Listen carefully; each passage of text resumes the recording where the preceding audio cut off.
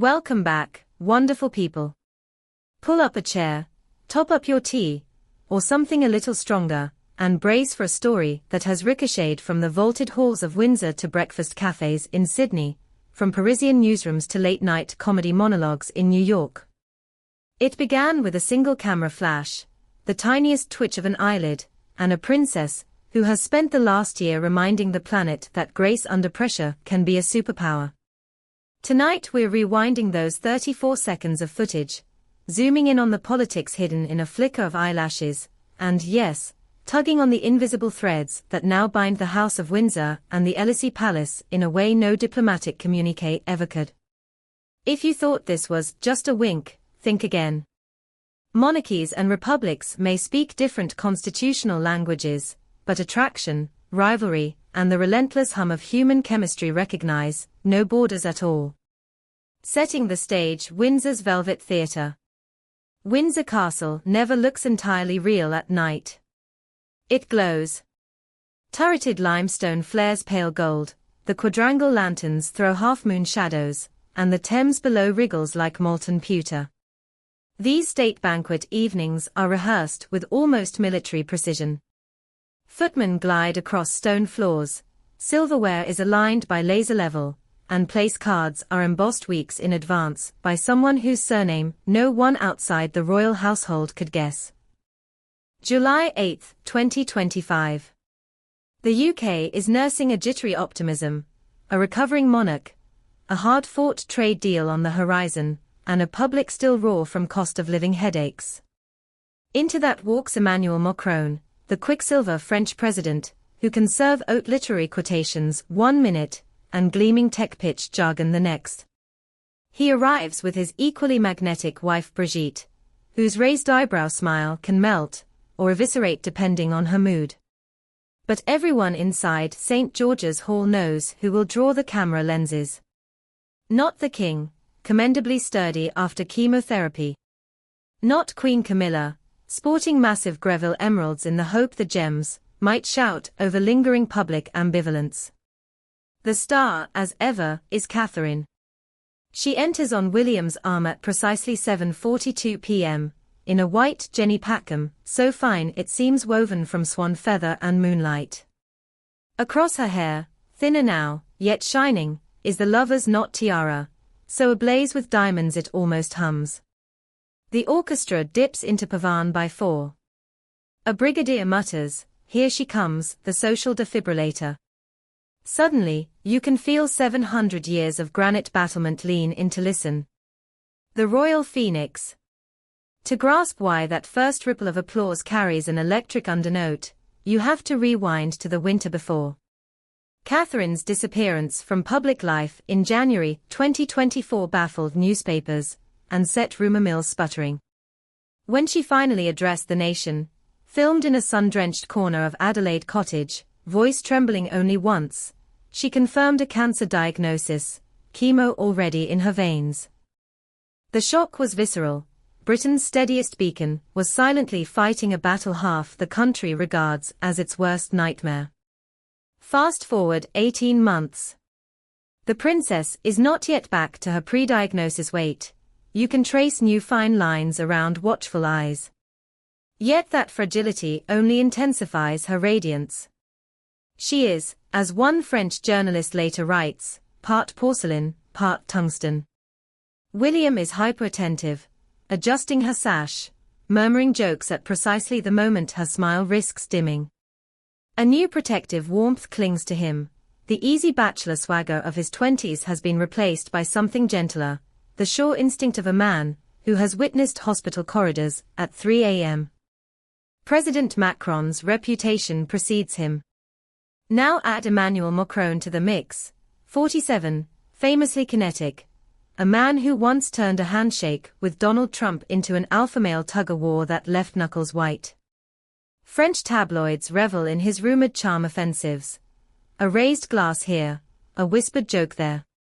He knows theater, and he knows how to pivot a room's mood within a heartbeat, skills born on the debating floors of the École Nationale d'Administration. Those skills flicker to life the second he's introduced to Catherine. The handshake lingers a breath too long for strict protocol. He inclines, just a shade deeper than the standard diplomatic bow. Cameras snap. Later, body language analysts will point out the subtle outward splay of Macron's left foot, a sign, they claim, of subconscious admiration. But the real magic is still 30 minutes away. The wink heard round the world. Seated beneath George IV's thunderous portrait, guests tuck into fillet of Cornish turbot and a fragile lattice of asparagus tips. Speeches commence. Charles' remarks, carefully drafted with the Foreign Office, emphasize eternal fraternity and climate partnerships. Applause rises, champagne saucers tilt. Catherine discreetly lifts her glass to sip, shoulders straight, chin aligned exactly, as she was taught by the late Queen. Macron, 12 seats down the horseshoe table, catches the motion. The cameras capture what happens next in 2 crisp frames. The French president inclines his head barely a centimeter, a dimple creases his cheek, left eyelid lowers, blink, blink, wink. It's playful, not salacious, the sort of quick camaraderie gesture you might toss a colleague across a boardroom.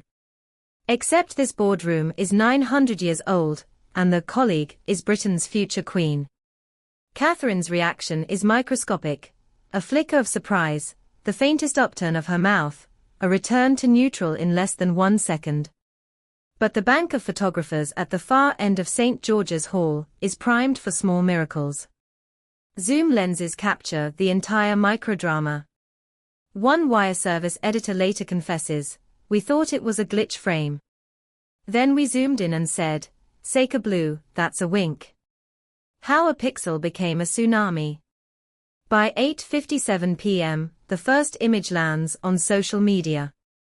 By 9:10 the term #Macron winks trends in both Paris and London. A Scottish student splices the clip into a 4-second loop over a remix of Edith Piaf's La Vie en Rose. Within an hour it's clocked 1.2 million views. French TikTokers launch a challenge. Recreate the presidential wink without spilling red wine. British Twitter uses countermeme with images of Paddington Bear raising an eyebrow. Tabloids pounce. Asterisk, Oula Louis. French president's flirty signal stuns royal banquet. Asterisk, Kate's coy smile as Macron plays charming rogue. Asterisk, Le Winkgate. From Liberation, clearly delighted at the chance to rib their own head of state. Morning talk shows will out etiquette gurus. Harmless continent courtesy, says one. Brazen Republican irreverence, says another. An historian on Radio 4 notes that Edward VII once winked at a Bavarian duchess, triggering an entire Anglo-German misunderstanding that took a month of telegrams to calm. Inside the royal bubbled reactions and rumbles. William. In private William roars with laughter. According to a senior equerry, he tells staff, "At least it's not my trousers misbehaving this time."